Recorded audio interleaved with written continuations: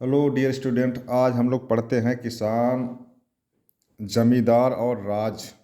Topic में किसानों के बारे में जानते हैं, सीखते हैं।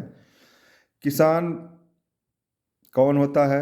प्रश्न तो यह उठता है, किसान वह होता है जो कृषि कार्य में लगा हो।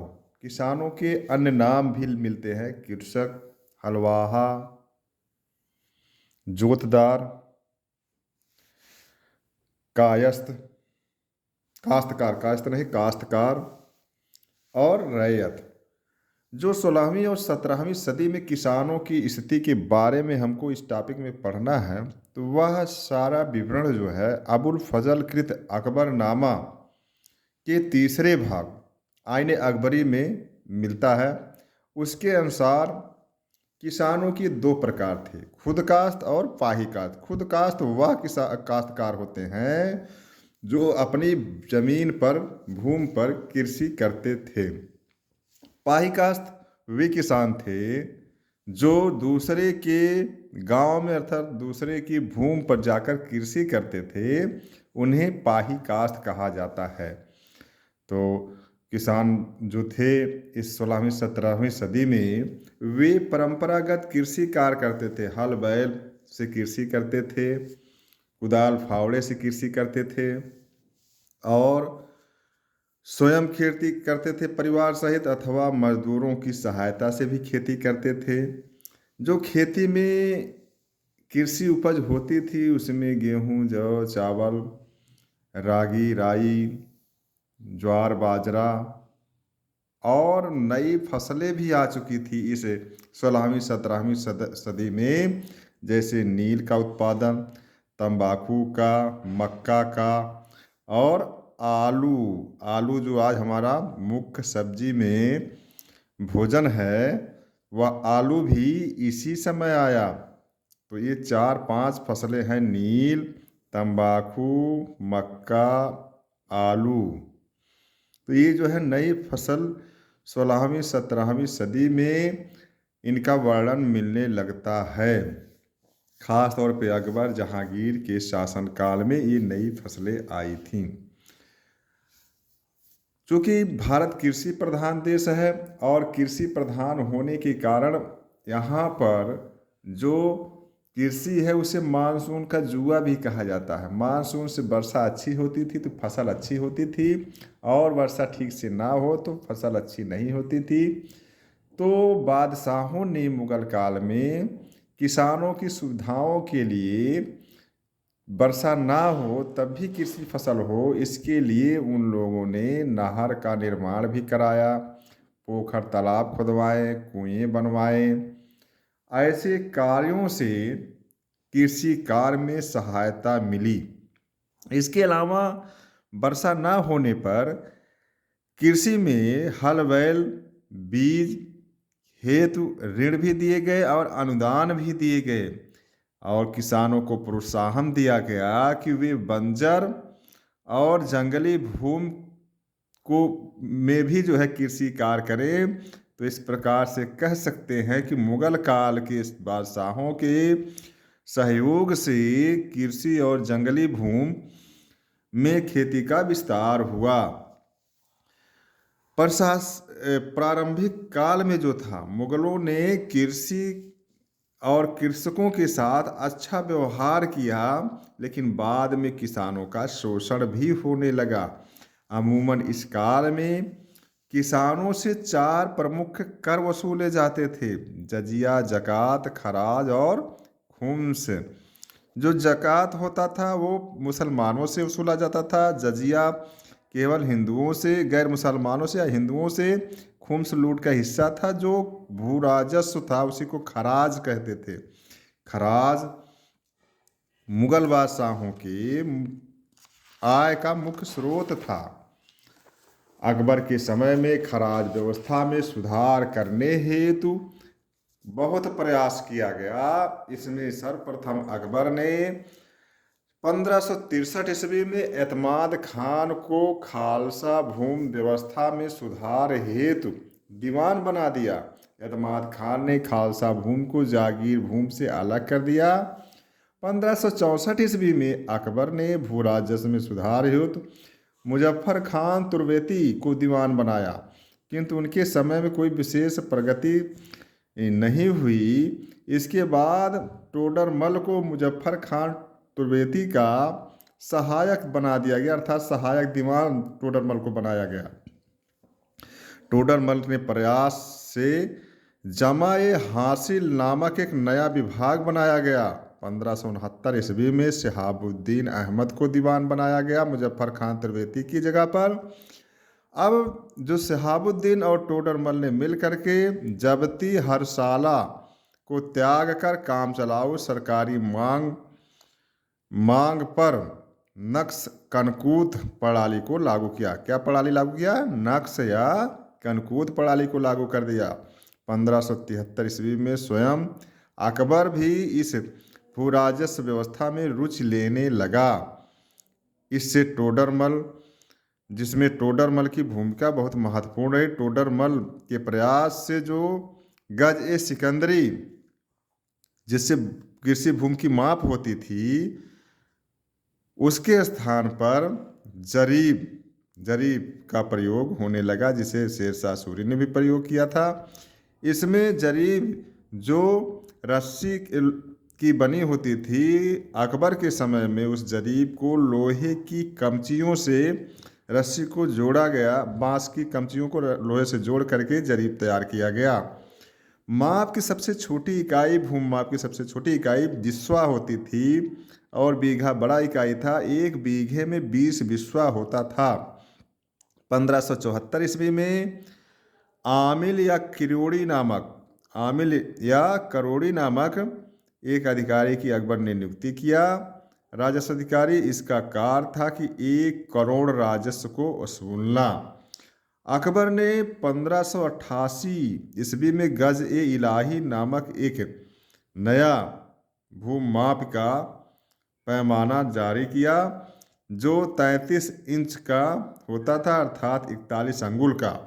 1582 ईस्वी में जब टोडरमल अस्थाई दीवान हो गए तो उन्होंने उपज के आधार पर भूमि को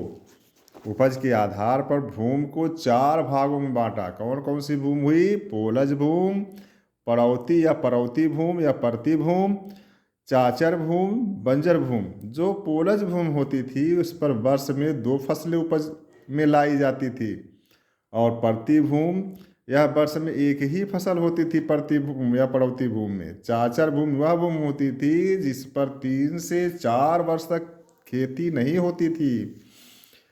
चौथी भूमि होती है बंजर भूमि, जिस पे 5 वर्ष से अधिक समय तक कृषि कार्य नहीं होता था। प्रथम 2 प्रकार की भूमियों को उत्तम, मध्यम, निम्न 3 श्रेणियों में बांटा गया। उसी के आधार पर भू राजस्व का निर्धारण किया गया।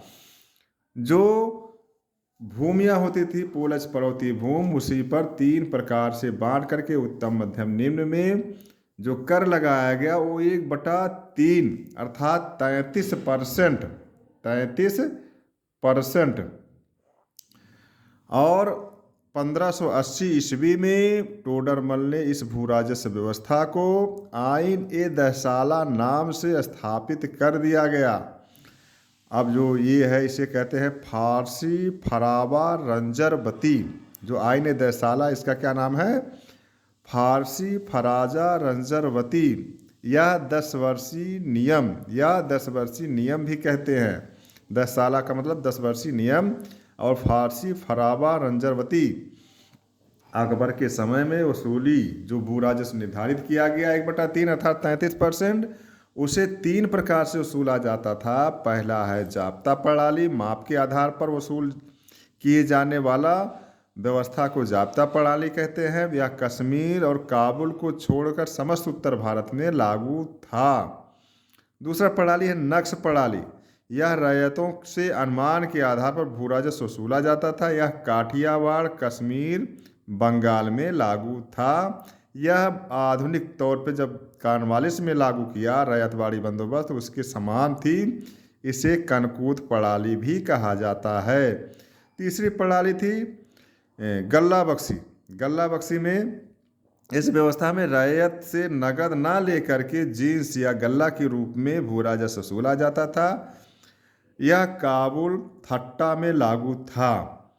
यह भावली, इसमें भावली पहला था। पहला क्या था? पहला प्रकार गल्ला बक्सी में भावली, फसल काट कर ढेर लगाकर अनाज को बांट लिया जाता, अनुमान के आधार पर ढेर लगाया जाता था, फसल काट के उसको अनुमान के आधार पर बंटवारा किया जाता था राजस्व, तो उसे भावली कहते थे। खेत बटाई, खड़ी खेत को बांट लिया जाता था भू राजस्व के तौर पर। लंक बटाई या रास बटाई, जब फसल काट कर दान ली जाती थी, केवल रास बचती थी, तो उसको जब बांटा जाता था भू राजस्व के तौर पर, तो वह लंक बटाई या रास बटाई होता था। इसके अलावा अकबर ने, आईन अकबरी के अनुसार पता चलता है कि अकबर ने जरीबाना और महासिलाना कर वसूला। जहांगीर के समय तक आते आते भू राजस्व अनुमान के रूप में जागीर से राजस्व वसूला जाता था। जहांगीर ने अबवाब नामक एक कानूनी कर भी वसूला। जहाँ तक शाहजहाँ के समय की बात है, तो शाहजहाँ ने भू राजस्व या खराज को 33% से बढ़ाकर 50% कर दिया और राजस्व वसूलने की व्यवस्था ठेके पर देने लगा। शाहजहाँ की ठेकेदारी प्रथा ही औरंगजेब के समय में जागीरदारी प्रथा में बदल गया और आगे चलकर यही जागीरदारी प्रथा से जमींदारी प्रथा का जन्म हुआ। यही मुगल काल के पतन का एक प्रकार से कारण बना। प्रिय छात्र, हम लोगों ने अकबर के काल में किसानों से वसूला जाने वाला खराज या भू राजस्व की विधियों को पढ़ा। यह बहुत महत्वपूर्ण बिंदु है आपके परीक्षा के दृष्टिकोण से। इसे पढ़ें, समझें, देखें और अपने भाषा शैली में लिख करके अच्छा अंक प्राप्त करें। अगली व्यवस्था हम लोग देखते हैं, इस किसान और राजस्व से जुड़ा हुआ या प्रशासनिक व्यवस्था से जुड़ा हुआ व्यवस्था है मनसबदारी। मनसब जो होता है एक अरबी भाषा का शब्द है जिसका अर्थ होता है पद। मुगल सैन्य व्यवस्था में मनसबदारी व्यवस्था अकबर के काल में प्रचलन में आई। यह व्यवस्था चंगेज खान की 10 साला प्रणाली पर आधारित है। 1577 में मुगल सैन्य व्यवस्था में सर्वप्रथम इसकी शुरुआत हुई थी। 1594-95 में इसमें सवार पद जुड़ गया। अब मनसबदार में जात और सवार शब्द जुड़ा। आईन अकबरी के अनुसार मनसबदारों की 33 श्रेणियां प्रचलन में थी, लेकिन सबसे ज़्यादा जो प्रचलन थी वह 3 श्रेणियां थी। अकबर के समय में सबसे छोटा मनसब 10 का था और सबसे बड़ा 10,000 का। सबसे बड़ा कितना था? 10,000 का। मनसब में की 3 श्रेणियां होती थी। पहली श्रेणी थी जो 10 से 500 तक के मनसबदार होते थे, उन्हें मनसबदार ही कहा जाता था। उन्हें क्या कहा था? मनसबदार। और दूसरी श्रेणी थी 500 से 2,500 तक का, उसे उमरा कहा जाता था। उस श्रेणी के मनसबदारों को क्या कहता था? उमरा। इसी प्रकार 2,500 से ऊपर के मनसबदारों की श्रेणियों को अमीर ए उम्दा कहा जाता है। तो इस प्रकार सबसे ज़्यादा जो 2,500 के ऊपर जो थे वह आमतौर पर शहजादों के लिए ही आरक्षित थे, उससे नीचे सभी को दिया जाता था। कुछ बड़े और विश्वासपात जो मनसबदार थे जैसे मान सिंह, टोडरमल, भारमल, और इन लोगों को भी जो है 2,500 से ऊपर के मनसबदारी व्यवस्था में स्थान दिया गया था अकबर के समय में। जो जात होते थे, जात और सवार, ये शब्दावली जो है जिसमें जात व्यक्तिगत पद का बोधक होता था। जात क्या होता था? व्यक्तिगत पद का बोधक होता था और संख्या का संकेत करती थी, जैसे 5,000, 2,000, 1,000। सवार घुड़सवारों की संख्या दर्शाती थी कि एक मनसबदार जो संख्या का बोध जिसके जात जात में जो संख्या का बोध कराया गया है, क्या सवारों की संख्या उतनी है अथवा नहीं है। तो इसको जो है सवार कहा गया है। मतलब एक जातधारी मनसबदार की घुड़सवारों की संख्या कितनी है, सवार पदवी यही इंगित करती है। जहांगीर के शासनकाल में आते आते इस व्यवस्था में कुछ परिवर्तन हुआ। जहांगीर ने दू-अस्पा और सिंह-अस्पा मनसबदारी व्यवस्था में जोड़ दिया। जागीरदारों की जमा आय वास्तविक आय में अंतर होने लगा। इसीलिए शाहजहां के समय में जिस भूमि से राजस्व 50% वसूला गया उसे सिसमाहा जागीर कहा गया। मतलब शाहजहां के शासनकाल में जिस भूमि से राजस्व 50% वसूला गया उसे सिसमाहा जागीर कहा गया, और जिस जागीर से केवल 25% अथवा 1/4% 1/4 हिस्सा ही वसूला गया खराज, उसे सिमाहा भूमि कहा गया, सुमाहा भूमि या जागीर कहा गया। औरंगजेब के समय में जागीरदारी व्यवस्था अथवा मनसबदारी व्यवस्था में गिरावट आई। अब जात सवार की संख्या में वृद्धि होने लगी, यहाँ तक कि सवारों की संख्या कितनी हो गई, 50,000 / 50,000, मतलब 50,000 जात और सवार। अब ये जात तो 50,000 दिया गया, लेकिन सवारों की संख्या इतनी नहीं होती थी, इसमें घपला होने लगा। तो एक प्रकार से औरंगजेब के शासन तक आते आते मनसबदारी व्यवस्था में बहुत गिरावट आ गई और सैन्य व्यवस्था कमज़ोर हो गई। मुगल काल में सेना में पैदल सैनिक होते थे, अश्वरोही होते थे, गजरोही होते थे और तोपखाना एक अलग विभाग होता था। तो इस प्रकार से इसके अलावा आहली, दाखली, शाही तमाम प्रकार के सैनिक मनसबदारी व्यवस्था के अलावा भी शामिल थे।